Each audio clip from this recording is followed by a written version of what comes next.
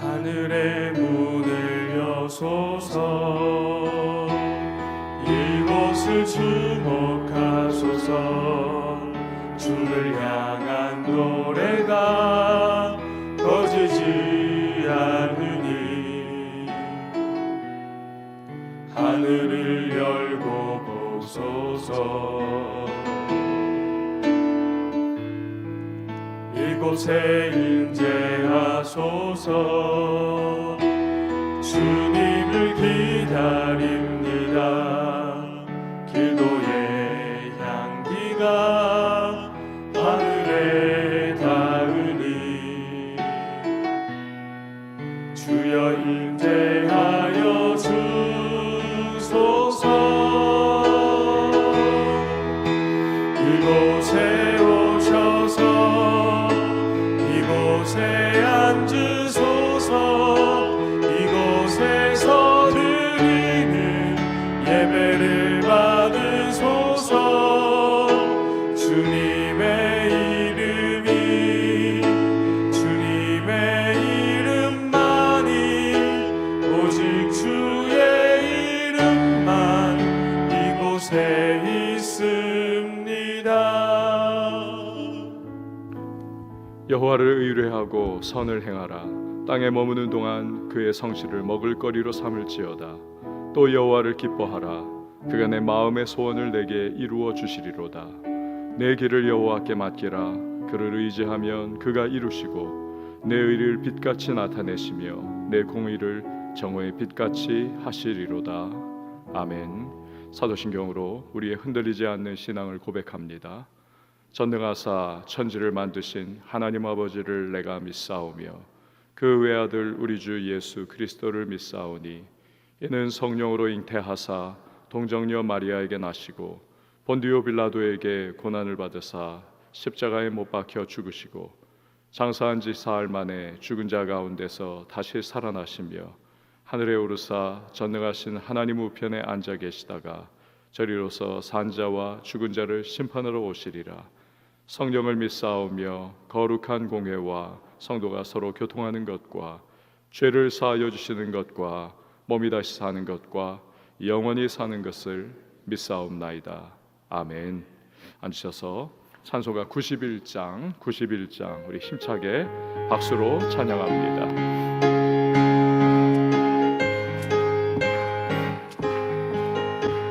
슬픈 마음 있는 사람 예수 이름 믿으며 영원토록 변함없는 기쁜 마음 얻으리. 예수의 이름은 세상의 소망이요. 예수의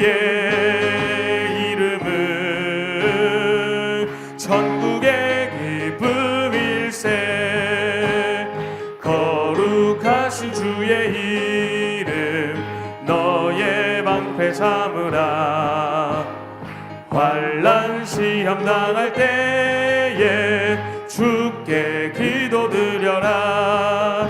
예수의 이름은 세상의 소망이요. 예수의 이름은 천국의 기쁨일세. 존귀하신 주의 이름 우리 기쁨 되도다. 주의 품에 안길 때에 기뻐 찬송 부르리. 예수의 이름은 세상의 소망이요. 예수의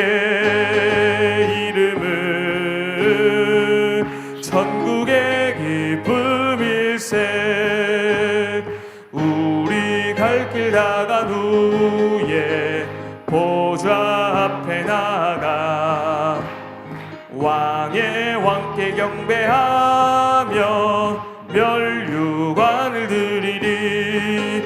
예수의 이름은 세상의 소망이요. 예수의 이름은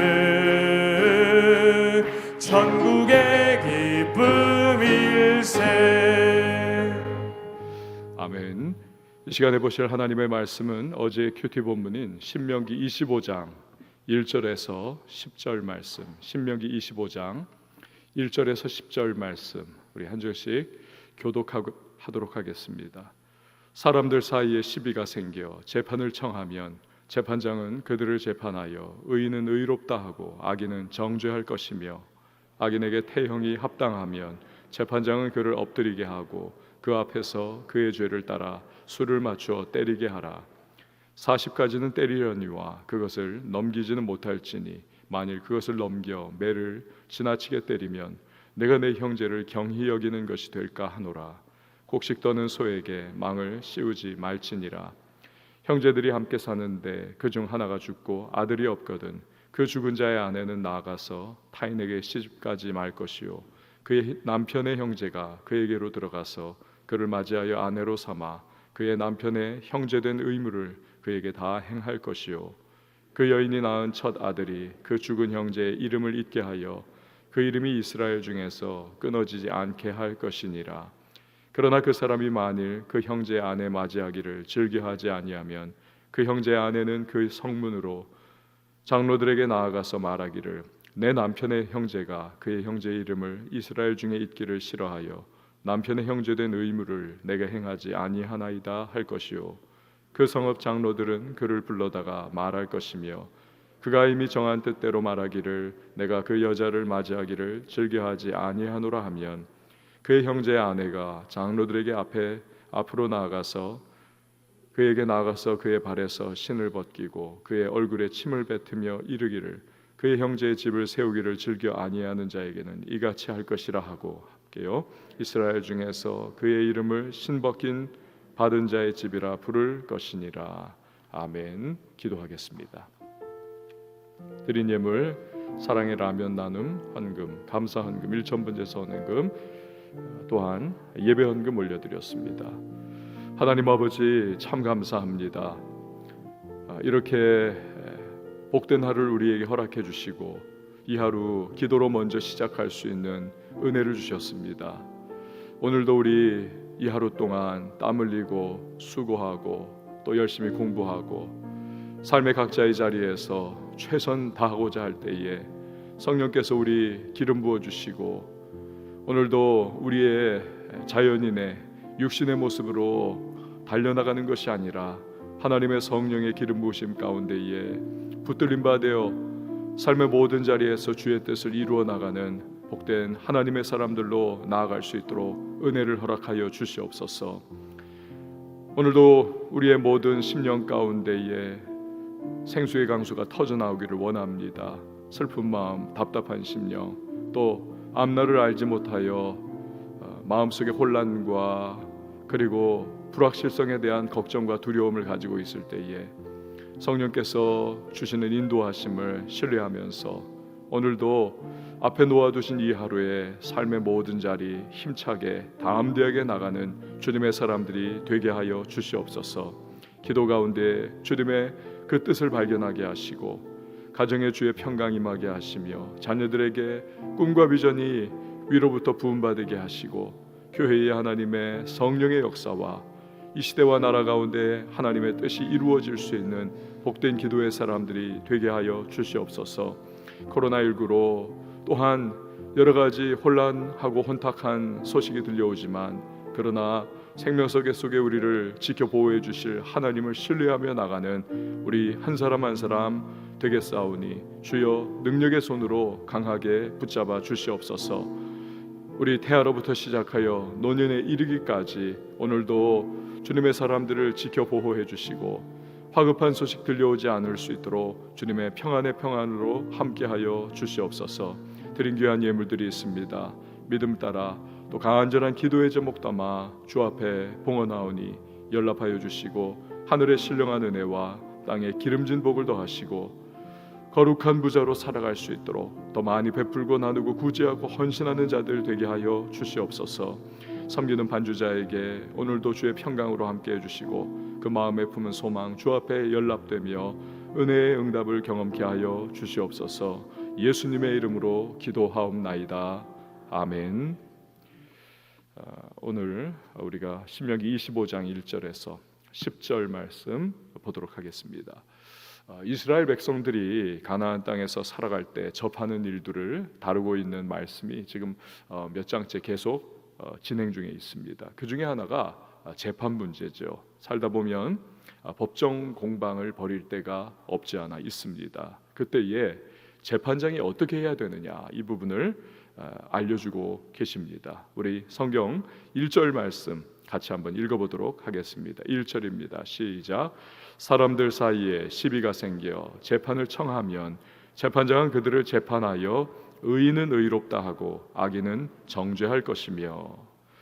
재판장의 행동 요령 중에 가장 중요한 것은 공정성이죠. 그러니까 의인은 의롭다, 악인은 악하다라고 판결을 내리라는 것입니다. 이 기준이, 이 공정성이 뒤바뀌어 버리면 재판장은 오히려 정의와 공정을 무너뜨리는 선봉장의 역할을 할 뿐인 것입니다. 심판하는 자의 자리에는 앉아 있지만 오히려 선과 악의 최종 판결자이신 하나님의 심판의 대상이 되는 것이죠.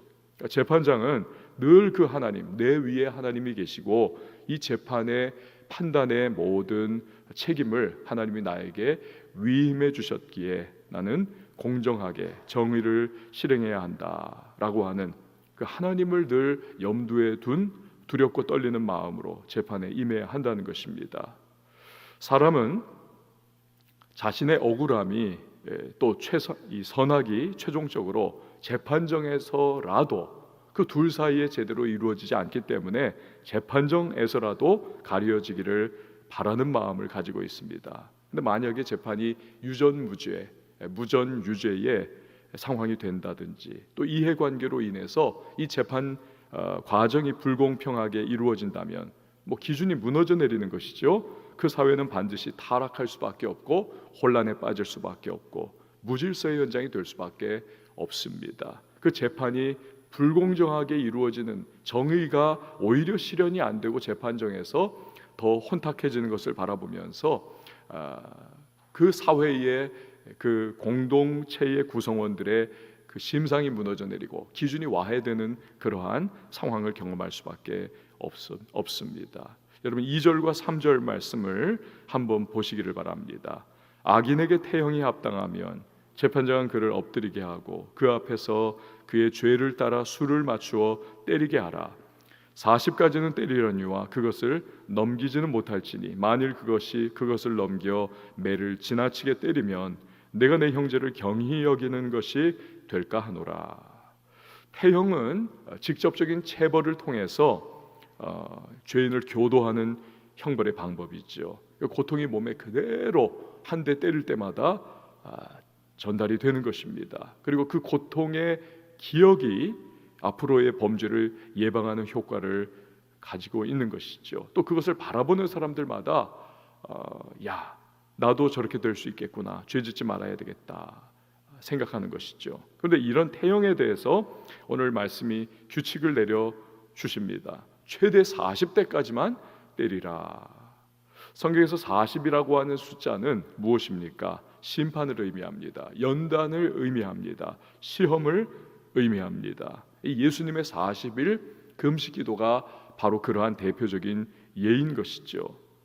그렇게 40대까지 때린다. 이것은 죄에 대해서 심판하는 것임과 아울러서 그 사람을 선한 길로 인도해 가는 연단의 한 방편인 것입니다. 하지만 하나님은 아무리 태형을 때린다 할지라도 40대를 넘어서 때리지는 못하도록 규정을 내리고 계십니다. 그 이유는 오늘 이 본문에서 말씀하듯이 지나치게 때리면 아무리 범죄자라 할지라도 그 인격의 자체를 모독하는 것이 되기 때문에 그렇습니다.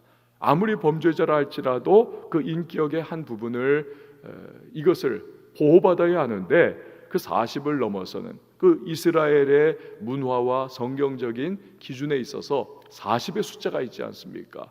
그 넘어서는 것은 이건 인간도 아니다라고 하는 것을 아주 공개적으로 그렇게 덮어씌우는 부분이 되기 때문에 모독이 될 수가 있다는 거죠.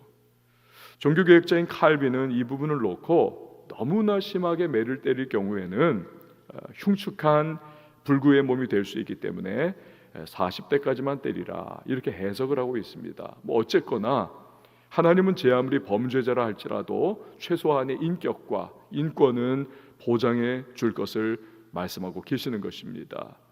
과거의 냉전 시절에 미국에서 소련의 스파이 재판이 있었습니다. 스파이 짓 하다가 잡힌 거죠. 아무도 누가 이 소련 스파이를 변호를 해주려고 하겠습니까? 그때에 보험 관련 변호사였던 사람이 국정변호인으로 지명이 됐습니다. 거부할 수도 있었어요. 그러나 그는 수락합니다. 그리고 최선을 다해서 변호를 합니다. 매스컴이 얼마나 이 사람을 공격을 많이 했는지 모릅니다. 적을 변호하겠다고 하고 또 최선을 다해서 변호를 하니까 얼마나 욕을 많이 얻어먹었겠습니까? 하지만 그는 이런 말을 해요. 소련에서는 안 그러겠지만 우리는 적이라도 그의 권리를 지켜줌을 통해서, 변호받을 권리를 지켜줌을 통해서 오히려 우리 체제의 우월성을 보여줄 수 있지 않겠습니까?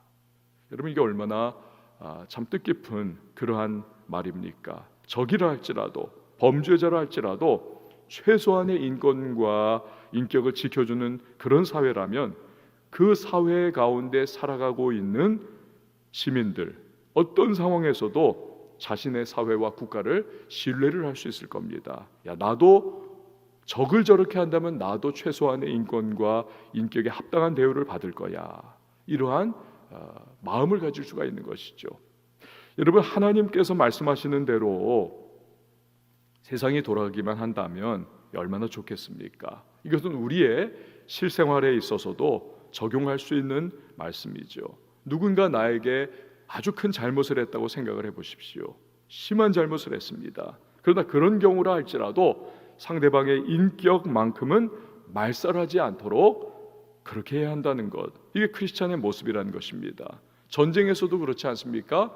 패한 적군입니다. 그 수용소에 가두었습니다마는 적의 장교들은 장교 대접을 해주는 것이 관리입니다. 하물며 크리스찬이 나에게 심한 잘못을 누군가가 했다고 하여서 그 인격 자체를 모독하고 말살해버린다, 이건 해서는 안 될 일이라는 것을 우리 본문 말씀을 통해서 적용해 볼 수가 있는 것이죠.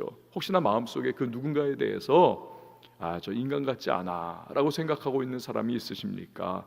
그래도 최소한 그 인격만큼은 짓밟지 말 것을 우리는 주의해야 하는 것입니다. 이런 일이 여러분 가정에서 얼마나 비일비재합니까? 부부간에 인격을 말살하는, 모독하는 말을 하고 상대방을 완전히 무너뜨리는 말을 하는 경우가 있을 수 있습니다. 자녀를 대해서 말을 할 때 자녀가 실수하고 자녀가 실패했다고 해서 그 자녀의 인격을 완전히 모독해버리는, 부모라고 하는 것 때문에 자녀를 막 함부로 대하는 그런 모습이 우리에게 있을 수 있습니다. 그런 일 하지 말라는 겁니다. 그 인격을 말살하고 모독하는 일 하지 말라라는 것이죠. 4절 말씀 한번 보시길 바랍니다. 같이 한번 읽어봅니다. 시작. 곡식 떠는 소에게 망을 씌우지 말지니라. 아멘. 하나님은 아무도 이 당시에 관심 갖고 있지 않은, 심지어 짐승에게까지도 그 권리를 지켜줄 것을 확장해 나가고 계십니다. 사람과 더불어서 함께 살아가는 짐승마저도 최대한 될 수 있는 한 보살펴 주는 것이 마땅하다. 이게 하나님의 백성의 모습이라는 것입니다. 잠언 12장 10절 말씀에 보면 의인은 자기의 가축의 생명을 돌보나 악인의 긍휼은 잔인이니라. 의인들은, 하나님의 사람들은 하나님이 창조하신 피조 세계의 동물들마저도 돌본다는 것입니다. 또 4절에서 아까 우리가 읽었던 4절에서 그 예를 들어내지 않습니까? 곡식을 탈곡하는 소가 바닥에 흩어진 그 곡식들을 배가 고파서 주워 먹으면서 일을 한다. 그걸 놔두라는 것입니다. 입에 망 씌우지 말라는 것입니다. 이처럼 짐승에게까지 긍휼을 베푼다면 여러분, 하나님의 형상을 닮아 창조된 사람에게야 오직 긍휼과 자비를 베푸는 것, 당연한 것이지요. 그러니까 하나님은 그 백성이 이러한 사회 공동체를 이루면서 자비와 긍휼의 마음으로 살아갈 것을 당부하고 계시는 것입니다. 그런데 이 구절은 신약으로 넘어오면 복음 전도자들과 목회 사역자들에게 대한 적용으로 또 발전을 하죠. 예를 들어서 바울은 디모데전서 5장 18절에서 성경에 일렀으되 곡식을 밟아 떠는 소의 입에 망을 씌우지 말라 하였고 또 일꾼이 그 삭슬 받는 것이 마땅하다 하였느니라. 또 예수님은 마태복음 10장 10절에 여행을 위하여 배낭이나 두벌 옷이나 신이나 지팡이를 가지지 말라. 이는 일꾼이 자기의 먹을 것 받는 것이 마땅함이라. 여기 여행은 복음을 전파하기 위한 그러한 선교의 또 전도의 여행인 거죠. 이처럼 복음 전도자나 목회 사역자가 복음을 전하는 이 말씀을 전하는 사역을 하면서 그 과정을 통해 생활을 유지하는 것이 마땅하다. 이것을 가르쳐주고 있는 것입니다. 그 교회는 이 목회자나 선교사들의 생계를 위해서 제공을 해주는 것이고 또 목회자나 선교사는 그 교회의 제공을 감사하면서 최선을 다해서 복음 사역과 목양 사역을 힘써야 하는 것입니다. 그럴 때 모두가 다 하나님의 은혜를 누리면서 주님의 말씀과 복음이 힘있게 뻗어나갈 수가 있는 것입니다. 자, 오늘 우리가 읽은 5절 이하의 말씀은 계대 결혼에 관한 말씀입니다. 계대 결혼 이런 겁니다. 형제가 있습니다. 근데 그 형제 중에 한 사람이 결혼 생활을 하고 있다가 이 사람이 그만 덜컥 죽어버렸습니다. 대를 이을 자식이 없습니다. 그러면 죽은 형제의 그 과부, 그 여인을 살아있는 형제가 결혼을 하라는 것입니다. 그러면서 자식을 낳으라는 거죠. 형사 취수제입니다. 이것이 지금의 관점으로 보면 아니 형제 죽었다고 해서 그 과부를 내가 결혼을 해서 자식을 낳게 한다. 이게 미개해 보이죠. 도덕적으로 문제가 지금의 관점으로 바라보면 이게 참 많아 보일 수 있습니다. 그러나 고대 사회의 이 관습과 문화적인 관점에 놓고 바라보면 오히려 이것이 아주 지극히 사려 깊은 규례인 것입니다. 왜냐하면 당시에 자식 없이 홀로 덜렁 남아있는 과부는 사회의 가장 취약 계층이라 말할 수 있습니다. 그러니까 여자는 경제활동을 전혀 할 수 없는 이 고대 사회의 특성상 과부는 결국 두 가지밖에 없습니다. 빌어먹든지 남아있던 재산 다 나중에 뭐 몇 년 지나면 다 털어버리는 거지요. 결국에는 빌어먹든지 몸을 파는 것이 거의 유일한 그 당시의 생존의 방식이었습니다. 그러나 형제가 그녀와 결혼해서 자식을 낳아줍니다. 그러면 비참한 삶의 형편에서 벗어날 수가 있는 것이지요. 이 여인은 또한 노후에 그 자식이 그 어머니를 봉양을 할 수가 있는 것이죠. 또 하나의 이유가 있습니다. 6절 말씀을 한번 보시기를 바랍니다. 6절에 보니까 그 여인이 낳은 첫 아들이 그 죽은 형제의 이름을 잊게 하여 그 이름이 이스라엘 중에서 끊어지지 않게 할 것이니라. 이 여인을 데리고 다른 형제가 살아갑니다. 뭐 첫째 낳고 둘째 낳고 셋째 낳고 뭐 넷째 낳고 이렇게 될 수도 있겠죠. 그런데 반드시 첫 번째 낳은 자식은 죽은 형제의 이름으로 그렇게 대를 잇게 하라는 것입니다. 대를 잇게. 그 죽은 형제의 이름이 사라지지 않도록 끊어지지 않도록 하라는 것입니다. 그래서 끊길 만한 대를 이어주는 것입니다. 하나님은 생육하고 땅에 번성하라 명령하지 않았습니까? 그러니까 대가 끊기면 저주와도 같은 그런 거지요. 하지만 계대 결혼을 통해서 하나님의 명령이 세상 가운데 이루어지도록 하라, 이것을 말씀하고 계시는 것입니다. 근데 문제는 뭐냐면 남아있는 형제가 죽은 형제의 과부를 아내로 맞이하는 것을 거부할 때인 것입니다. 그때는 7절 이하에 쭉 살펴보니까 재판을 받게 하라는 것입니다. 재판을. 그 과정을 통해서 먼저 설득하는 시간을 가지라는 것이죠. 하지만 끝끝내 받아들이지 않는다. 그러면 수치스러운 판결을 내리도록 합니다. 우리 9절에서 10절 말씀 같이 한번 읽어보도록 하겠습니다. 9절에서 10절입니다. 시작.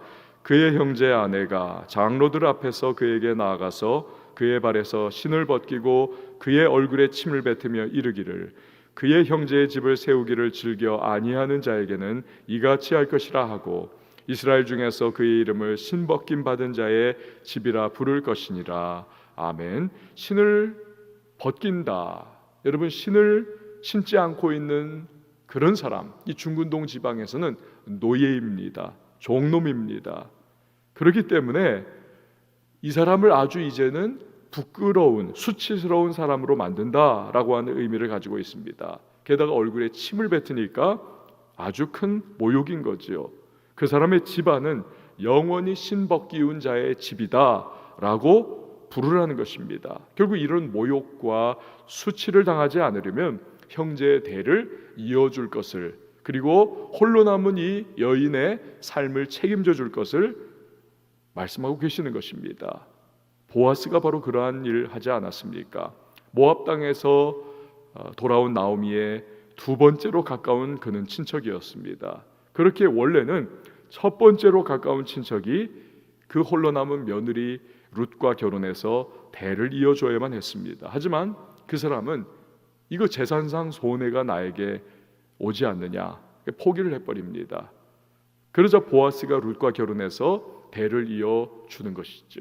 그렇게 태어난 아이가 오벳이고, 오벳이 바로 다윗의 할아버지입니다. 이처럼 보아스는 하나님이 명령하신 계대 결혼의 원리에 순종함을 통해서 엄청난 은혜와 축복의 사람이 될 수가 있었던 것입니다.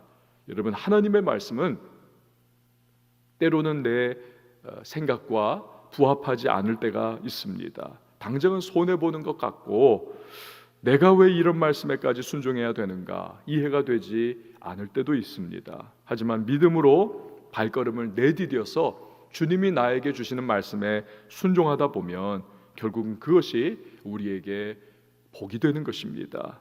오늘 우리의 인생 발걸음에 주님의 말씀이 주어질 때에 여러분 그 말씀에 순종하는 저와 여러분이 될 수 있기를 바랍니다. 후회하지 않는 인생을 살아갈 것입니다. 우리의 하루하루가 믿음과 순종의 발걸음이 됨을 통해서 주님이 예비해 놓으신 은혜와 복을 누릴 수 있는 저와 여러분이 다 되실 수 있기를 예수님의 이름으로 축원을 드립니다. 우리 시간에 함께 찬양하시고 기도하도록 하겠습니다. 전능하신 나의 주 하나님,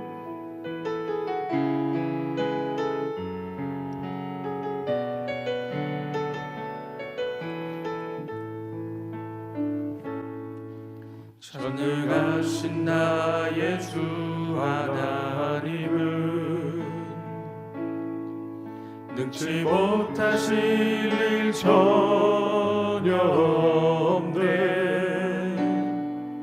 우리의 모든 간구도 우리의 모든 생각도 우리의 모든 꿈과 모든 소망도 신실하신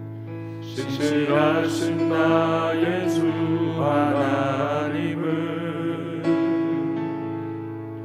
우리의 모든 괴로움 바꿀 수 있네.